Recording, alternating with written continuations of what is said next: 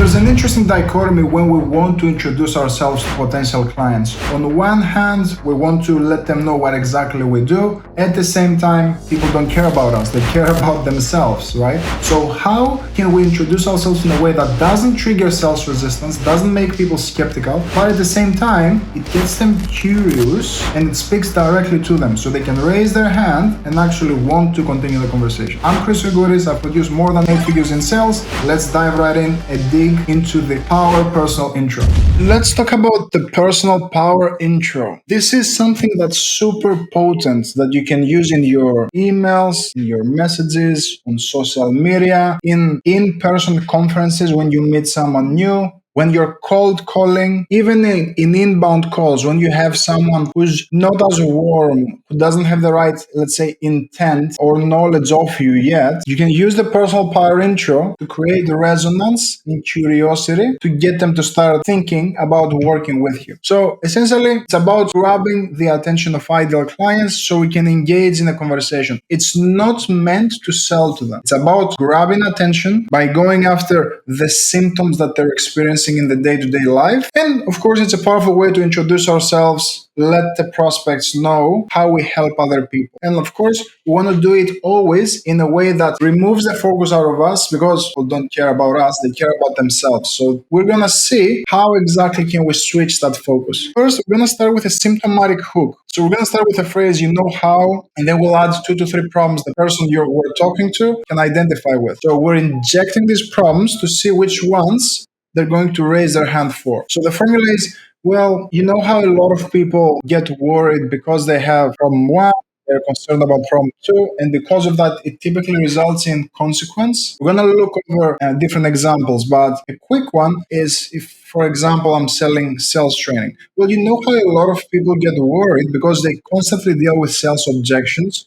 They are concerned because they don't have a full pipeline they can follow up with. And because of that, it results in roller coaster months when it comes to the revenue. Let's move into the problem statement. Now we're going to go over what people come to us for. Everyone, the mistake that they do is they use the I help, And again, it puts the focus on us and it's so played out, the I help statements, where people just realize that you're spitting out formulas. So we want to be different, right? The goal is to create curiosity wrapped around a problem that we feel that they have. So we'll start with this phrase. Well, people or companies like that come to me and we will continue with how we solve those problems while pre-handling objections and removing risk if we can. So let's look at the formula. Well, people like that come to me to fix problem number 1 without the overt objection that they have in their mind in a specific time frame, if that's applicable for you, or you can remove the risk. For example, I can say, well, people like that come to me to increase their conversion rates without pushy sales tactics in 90 days, or they get their money back. Another way to word it is, well, I typically get invited in by this avatar, by these people that experience problem number 1, and sometimes they're frustrated with problem number 2, or that might not be the case, but instead they're worried because problem number 3. You can use this type of statement when the problems that you solve may be not as interconnected. For example, if someone is looking to train their sales team for whatever reason, their sales team might be too pushy or they might be too reluctant to call. So to call people or to reach out to people or to follow up. So in these cases, I could say sometimes they're frustrated because either their team is overly salesy and they trigger sales resistance, or it might not be the case and instead they're too fearful of calling people and following up, worried that they're going to get rejected. So this is where we have a dichotomy. And in the same sentence, we can use both of those problems. But in both of these problem statements, I want you to realize that we inject social proof because, again, it's not that I help these people, but these people come to me. I get invited by these people to fix those problems. And we're going to wrap everything up with a redirection question. So the personal power intro always needs to put the focus on the other person. That's why we always end with a question to put the focus back on them and off of us. A reminder here is we shouldn't talk about our solution at all. The goal is to get them to raise their hand as we're unpacking the problems. And then once they identify with the problem, we're going to use the stealth conversions methodology or any type of discovery methodology to probe into the problem, clarify, measure the impact that that problem has, or we even say another word. So at the end, I'm going to ask them, does that resonate with you at all? Have you experienced any of these issues so far? Are you noticing any of these in your organization? Now, in some cases, we can jump straight into an opener question, and I can say, now, I should probably ask, what do you have in place now when it comes to fixing problem number one? Now, if you've realized you're dealing with a more A-type personality, there is more resistance there, you can disarm them by going negative. My question can be formed in this way, but it doesn't sound like you're dealing with any of these so far. Oh no, we're dealing with X. I'm assuming that you're not seeing any of these now, do you? Yeah, I mean, the sales team, sometimes they let deals fall through the cracks. Or you can say, I get the feeling that you're probably going to tell me that none of this applies to your world. No, I mean, we have this problem.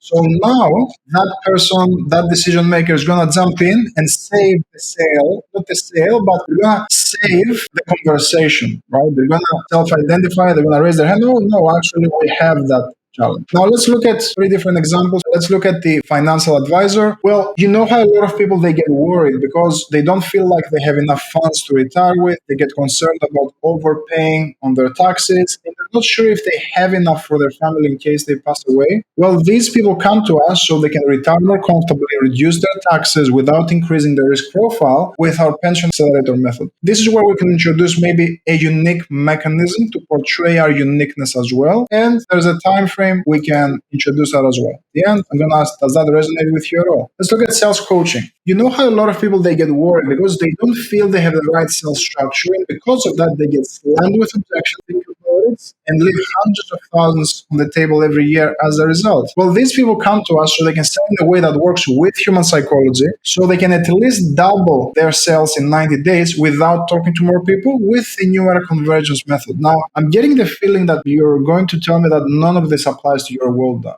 Oh no, we experience this. Real estate. If someone is a buyer, you know how a lot of people, sometimes they get stressed when they're buying a home because they can't find the house that they want. They are very concerned about not getting a good deal, and they don't like the financing hassles of buying. Well, buyers come to us, buyers like that, come to us to find their dream home, negotiate the best deal, and avoid financial pitfalls so they can actually focus on the exciting move. Now, would you happen to know anyone who will buy a new home? This is, for example, something where I can indirectly, a scenario where indirectly I can ask for a referral, but if the person actually is looking to buy, they will raise their hand themselves. Oh, actually, I am looking to buy a new home. Now, if we're talking to a seller, well, you know how a lot of people, sometimes they get stressed when selling their home because they don't feel it's priced for what it's worth. They worried about the home appraisal. It's the time it's actually going to take to sell it. Well, home sellers like that come to us to maximize the price they get for their home by increasing the visibility to their listing to make sure that it does get sold quickly. Now, with a market this busy, I'm assuming you already have plenty of offers for your property. So this is something that we'll discuss in a separate video. I'm making an assumptive market statement, not assume. I never want to assume if people buy, or I don't want to make assumptions around homes if they have this home. However, producing an assumptive statement that's negative towards their situation. So with a market this busy, I'm assuming you already have plenty of offers for your property. Now I'm starting to create a gap in their mind. If they don't have enough offers, what are they going to say? Oh, no, we actually have only one offer, so I might need your help. So this is essentially the personal power intro. Make sure you deploy it and hit me up how this works for you. It's a very unique way of going about things because we introduce principles like symptomatic messaging, symptomatic problem. We introduce social proof instead of the same old tired I help statements, but also we're going negative and we get people to defend their problems right away.